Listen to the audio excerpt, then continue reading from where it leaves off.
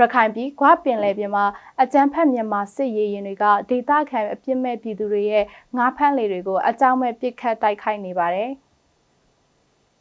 အဲ့ဒီလိုတိုက်ခိုက်တာတွေပြုလုပ်နေတယ်လို့ရေလောက်သားတွေကိုဖမ်းဆီးတာတွေကိုလည်းလှုပ်ဆောင်နေတာကြောင့်ရေလောက်သားအများစုရှိတဲ့ဂွားမြို့နယ်ဒေသခံပြည်သူတွေရဲ့စာဝတ်နေရေးဟာပုံမခက်ခဲလာပါတယ်။စာဝတ်နေရေးမှာပုံမခက်ခဲလာကြသူတွေအထက်မှာတက်ကြီးရွယ်အိုတွေကလေးတွငယ်တွေနဲ့ကိုဝင်ဆောင်မိခင်တွေလည်းပါဝင်နေပါတယ်။လက်ရှိမှာတော့စားနပ်ရိက္ခာနဲ့ဆေးဝါးအကူအညီတွေအရေးတကြီးလိုအပ်နေတယ်လို့ဂွားမြို့နယ်စစ်ဘေးရှောင်ကူညီရေးပူးပေါင်းအဖွဲ့တာဝန်ခံကိုနိုင်အောင်လင်းကနရီစရာကိုပြောပါတယ်။လက်တလောကောက်ယူရရှိထားတဲ့စည်ရင်းတွေအရဂွားမြို့နယ်အတွင်းနေရက်မပြန်နိုင်သေးတဲ့စစ်ရှောင်ပြည်သူနဲ့စားဝတ်နေရေးခက်ခဲတဲ့ပြည်သူအိမ်အောင်စု1984စုလူဦးရေ9925ယောက်ရှိနေတယ်လို့ဂွားမြို့နယ်စစ်ဘေးရှောင်ကူညီရေးပူးပေါင်းအဖွဲ့ကထုတ်ပြန်ထားပါတယ်ရှင်။